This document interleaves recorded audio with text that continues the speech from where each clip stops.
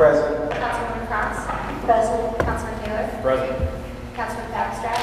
Present. Councilman Monzo. Present. President Scanlon. Present. 6 here, 1 absent, strict. Okay, now an approval of minutes from September 4th business meeting and September 13th special business meeting. Councilman Monson. Thank you, Mr. President. I stand and ask for approval of minutes from September 4th, 2019 business meeting, second September 12th, 2019 special business meeting. Second. All in favor? Aye. We're going to set a public hearing. Jessica, The Binghamton City Council and the Mayor of the City of Binghamton will hold a public hearing regarding the local law amending the Code of the City of Binghamton, Chapter 265, Housing and Property Maintenance, to establish a local government code enforcement program for parking garages on October 9th, 2018 at the regularly scheduled business meeting. thank you. Now on to public comment. You have 5 minutes. Please be respectful. State your name and your address, please.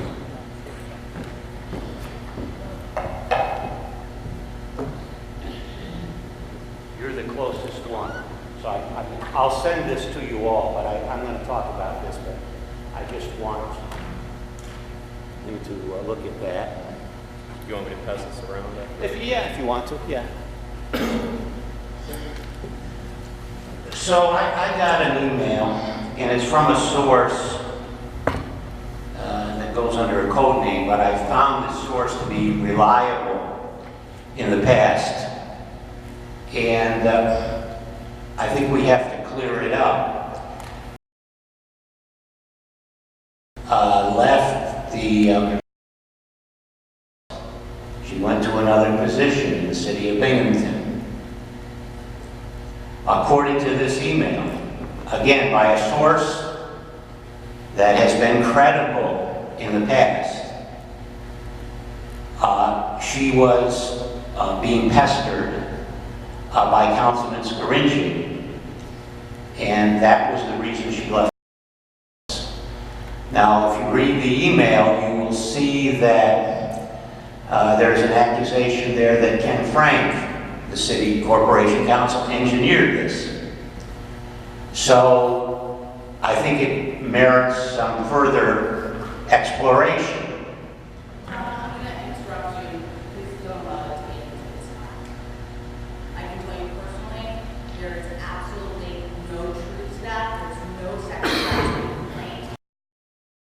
Moved to that position prior to essentially was moving to that position prior to the quote alleged incident. Had nothing to do with that at any time. Came with a substantial pay raise, and it was her choice to do so in order to open. I'm happy to discuss that further with you, particularly because we're talking about a potential or alleged victim of something as deep and meaningful and horrid as sexual assault. I really encourage us not to put people's names who can't defend themselves on the record or otherwise make it come. She did not make a complaint, and I'm sure she would take, I'm sure would have a chilling effect for future people if they thought that somebody would come here and essentially put their names on this. I hope you can understand. Well, yes, but I'm referring to an email that I got. The email is legitimate. It's a public position. She left a public position, and this council has purview. So, I can't unlock your phone, but if you want to send me or my office, that would be great. But Yeah. I assure you understand the importance of putting on the record tonight for her benefit, let alone Councilman Scarinici's benefit, who can't be here to present us in a private service. But please send it to us so we can take a look at it. But as much as I believe that this is a quote reliable source, I am the source. Okay. okay, now how much time do I have? That was probably about 4 minutes. Get it all back. You have 5 minutes. Okay. Okay, now on Councilman Scarinci's military service, you volunteer for the Army, you volunteer to run for City Council. There's conflicting stories on this one. I read, Lighton provided me with the email. As far as his withdrawal for pay request, state law would prohibit him as a public officer from getting 5 days pay is all you can get. So it's a request that he's complying with the law. But did he enlist? And is he in basic training now, or is he employed? Now see, there's a big difference in that. There's a very, very big difference. Because I don't think that there's any question that he's interested in becoming mayor. And people join the service for various reasons, but of late, a lot of candidates from the top to the bottom are wanting to put military service on their resume.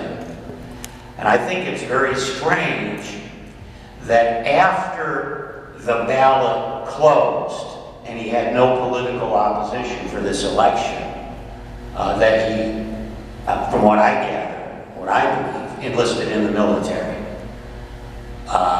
So that's very strange. Now, council by charter, after any council person misses 2 meetings, you can appoint a city council person of that party. They don't have a vote, I don't believe, but they can be here and function at, I think you did this once before, but I read the charter, you can do it. 2 meetings, and you can appoint another council person. That person would handle constituent service. I believe you should do that. I don't believe that it's right that someone misses more than 1/3 of the year for that. So I would urge you, this is the first meeting, the second meeting, after the second meeting, to pursue and appoint a temporary council person. Because, again, people need representation. We should have that large representation. Unfortunately, we don't. Now, I got an automatic email from Mr. Councilman Scarinci that listed all the departments. You know, call these people. I'm not going to be here. So I think that constituents are entitled to a council person. I think, you know, if you wanted to transcend party lines, I think Tony Massar would do it for you. Again, no vote, doesn't have a vote, so you don't have to worry about it. Now, the next thing is, are you going to take a vote on the sewer with Scarinci absent? Because that's important too. That's part of this whole package I'm drawing up tonight. Because if you're going to allow this council to have a vote on that contract, and he's going to be off with the military and wash his hands of the whole thing after doing due diligence and following everything, you know, he's a good listener and all that, then that's a scam. That's a real scam. And then that adds another conspiratorial level to this sudden departure. So I just think this, right now, you've been asked this directly by people here, when is the vote?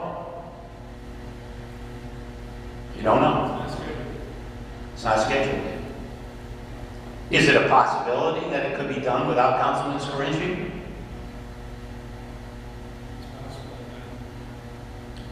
Well, that's really, really curious, because it's the biggest vote in the history of the city of Binghamton. Bigger than urban renewal, it pales in comparison. And not to have him here, and to essentially give him cover to go out and run for mayor is really quite something. Okay, we got that ugly business out of the road. You know, I have to pass these things on up the chain. It's not like we haven't had any problems in this area before. Now, resource officers. I was involved with a city resource officer. It's on Twitter, John Solak, Binghamton Daily on Twitter. You can see the interactions between a resource officer trying to stop me from publicly videoing out in front of the school. You can also see the principal of the school. You can see the first encounter, which is they walk away, both resource officers, because there's nothing, it's just lawful activity. Then the next day, tremendous pressure was put on this resource officer to shoo me away. Now, I've since worked it out with the commanding officer, but there is a real problem with these resource officers and the pressure that is exerted on them from the school district. Thank you.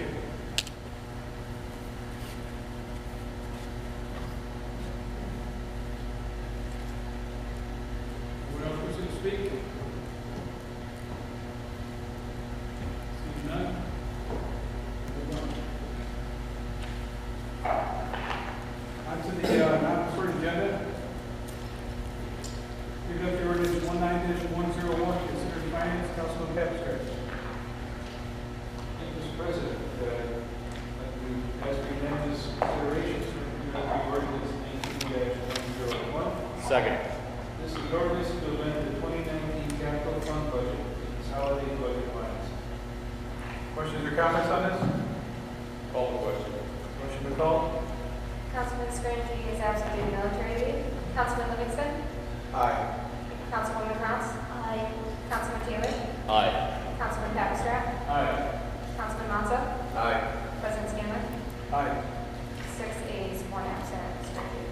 Introduct the ordinance 19-102, considered finance, Councilman Papstrap.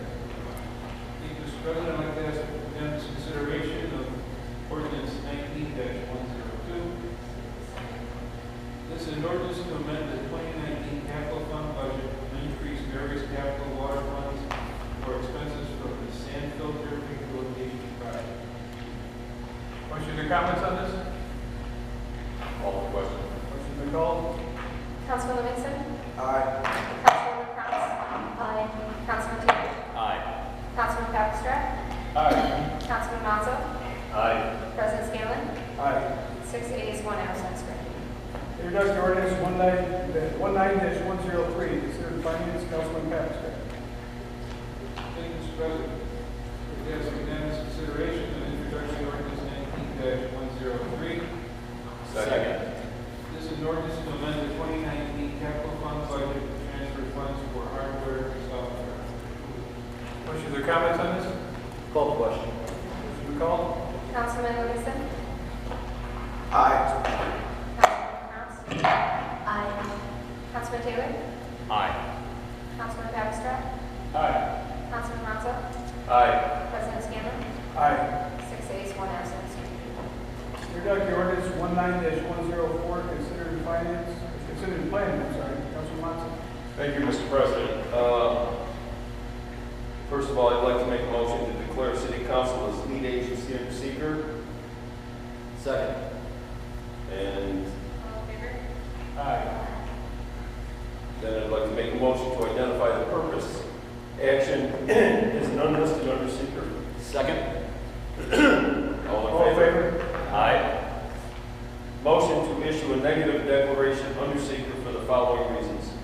This is a vacant lot. Mr. Balo owns adjacent property. The property to be transferred must be maintained, may only be used as green space.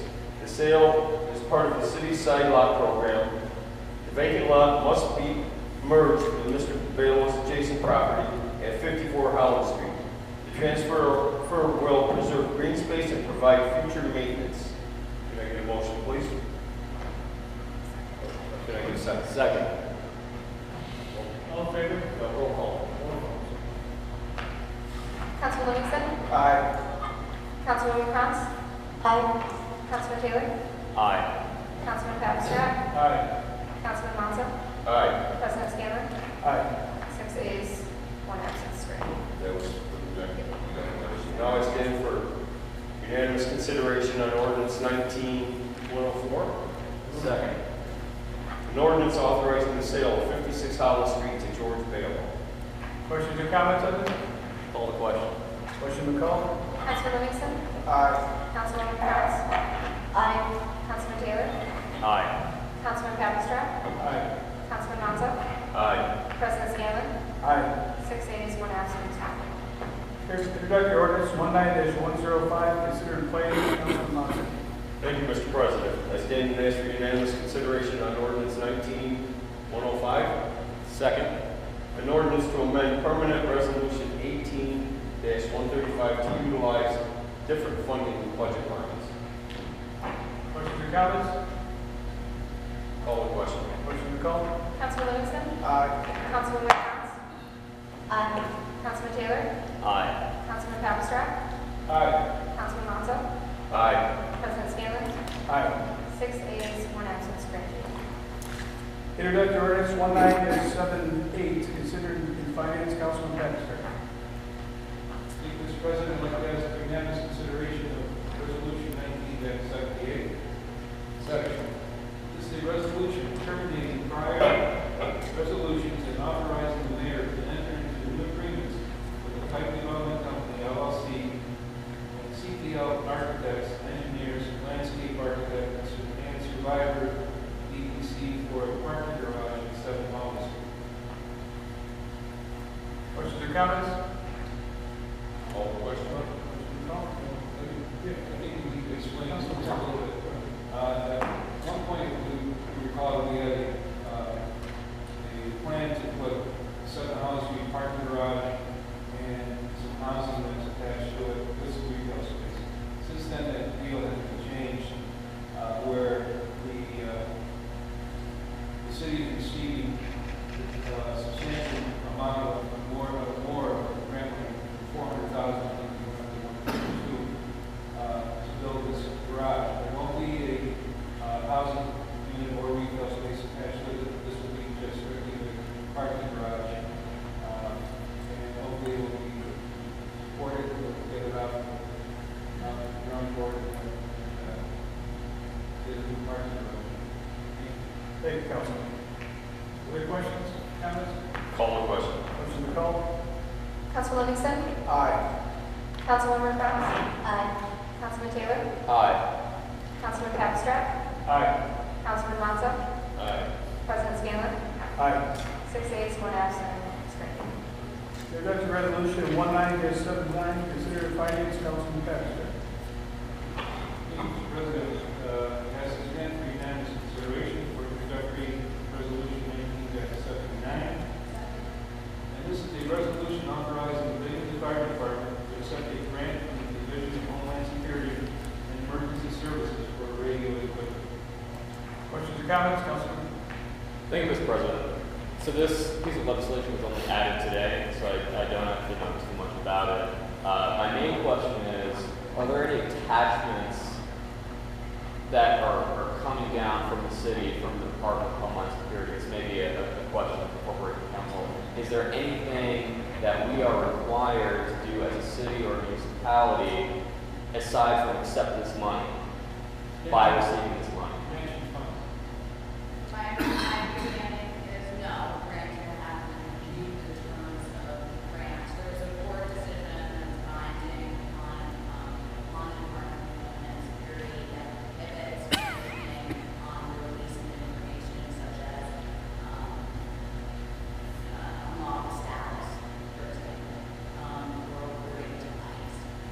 So my understanding is that that makes us go good law. Every time we bring it back to the Department of Homeland Security and said, you know, if they have a provision in it, we said this is not enforceable, they've accepted that.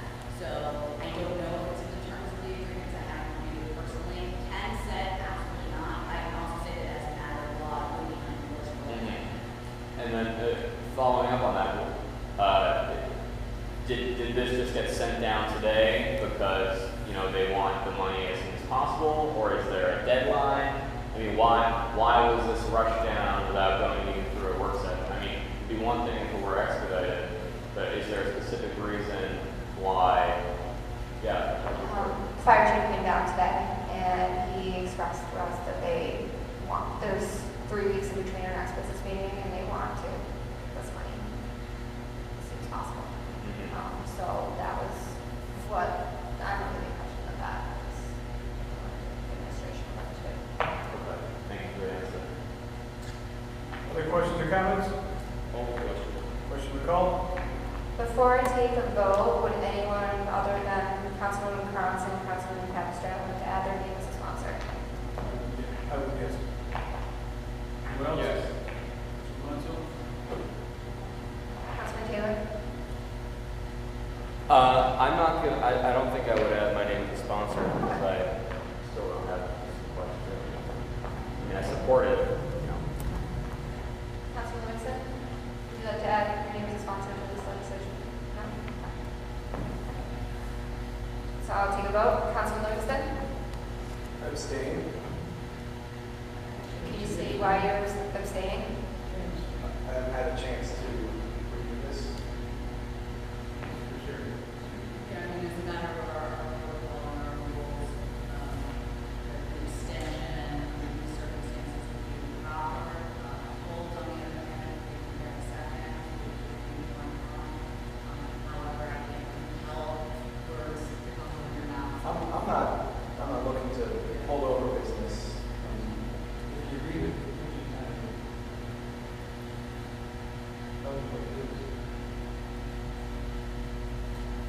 we like to have a group discussion about the legislation before we take a vote? This is my, let me read the whole. Okay, go ahead, yeah. Please do. That would be great. I'll start with the title. I won't answer a second reading, it's about reason. So this is a resolution authorizing the Binghamton Fire Department to accept a grant from the Division of Homeland Security and Emergency Services for radio equipment. Whereas the Binghamton Fire Department has been awarded a grant in the amount of $417,233 from the Division of Homeland Security and Emergency Services Assistance to Firefighters Grant Program for the replacement of various radio equipment. Whereas the city will take matching funds in the amount of $23,796, that the matching funds will be taken from the budget line, fire equipment. The training instructor will be the grant project manager, that the anticipated date of project completion is December 21st, 2019. Now therefore, the council of the city of Binghamton convene in regular session this year by resolve that the Binghamton Fire Department is authorized to accept a grant from the Division of Homeland Security and Emergency Services for up to $417,233,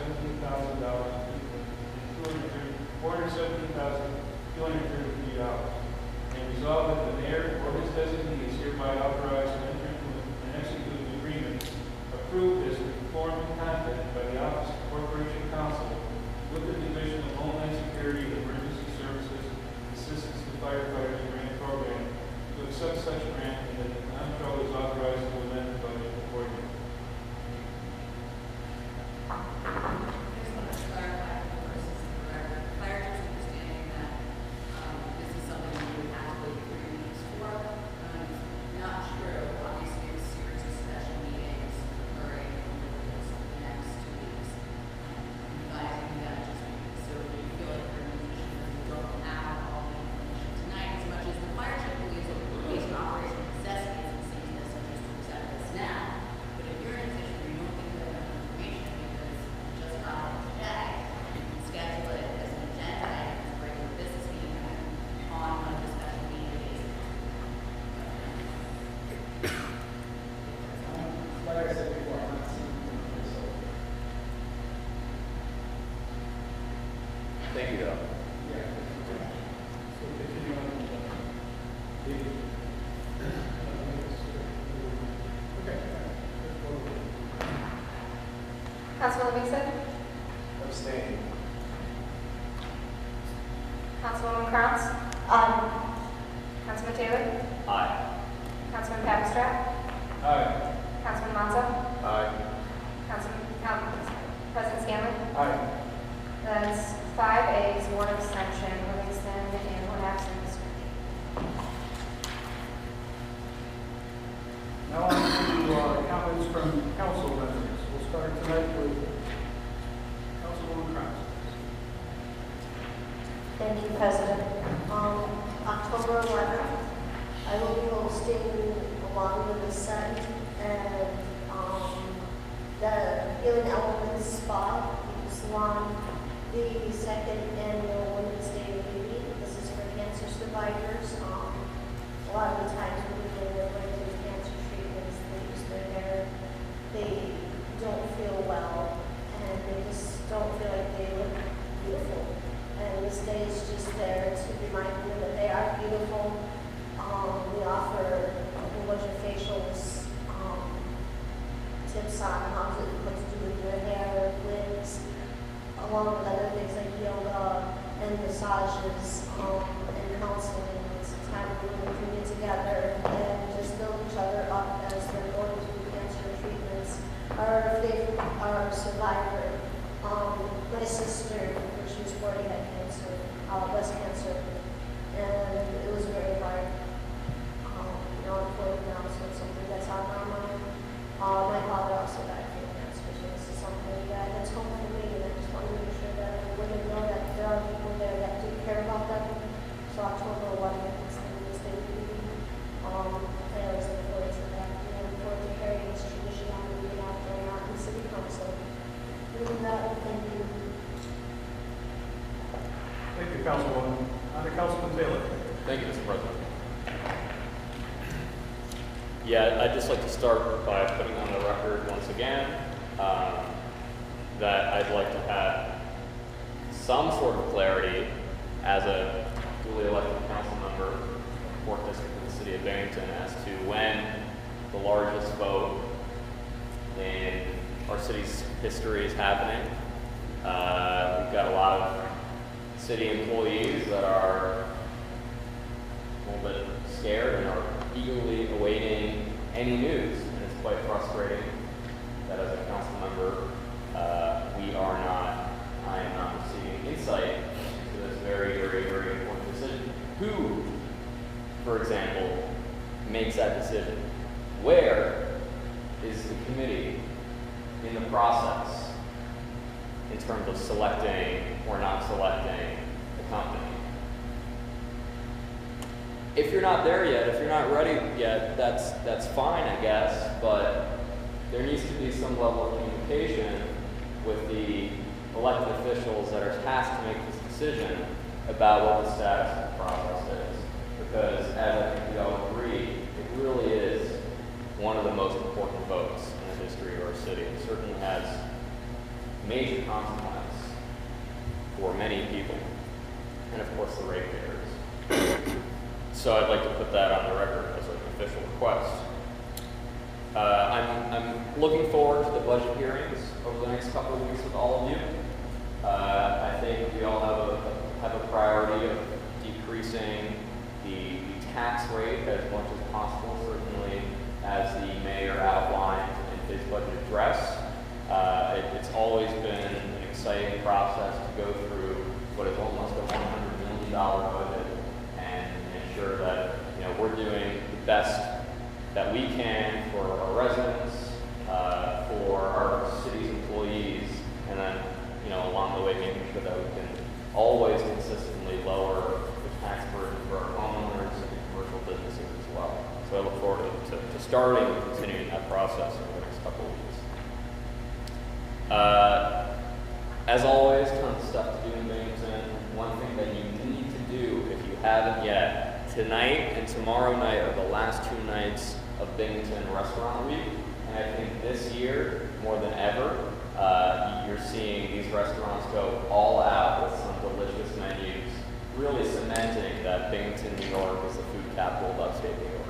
So if you haven't gone downtown for Restaurant Week yet, certainly support them, and also have yourself a thoroughly enjoyable foodie experience. You won't regret it. Lastly, I'd like to, since we do have a three-week break in terms between meetings, from now until our next meeting, I just wanted to wish all of the Jewish residents of Binghamton and the southern tier a happy Rosh Hashanah. So thank you, everyone, and good night. Thank you, Councilman. Under Councilman Babster. Under Councilman Matzo. Thank you, Mr. President. Hello, everyone. Little break in between our joint water treatment budget area, and Mr. Solak came up to me and had his camera in my face. Was questioning me about Mr. Scarangi or Councilman Scarangi, which, like I said to him, I understand kind of left because she got a better position. If you think about it, it was not a foolish move, it was a smart move. Because if this party loses, that is in control right now, she would lose her position as. So she got a full-time position, and I think it was a smart move on her part. I knew nothing about what's going on with Councilman Scarangi and that. Then he's questioning me on when did he leave and why. He didn't tell us. He just said he was going to the military. I thought he was, part of it. I don't know. And personally, I want to thank him for serving our country. I really do. And that takes a lot of guts. So, thank you, Councilman Scarangi, for serving. I look forward to working on the budget too this year. We've got it cut down, according to our mayor, 3.02. It's going to be exciting to see if we can cut it down more. It would be really nice to do have, and see where we go from it, from here and there. It's always a fun time to work on.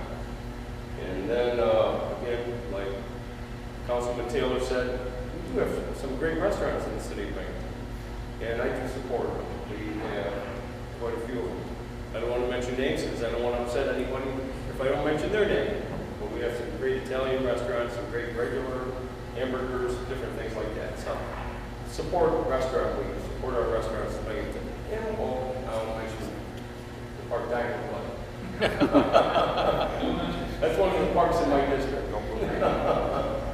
So anyway, have a great week and thank you.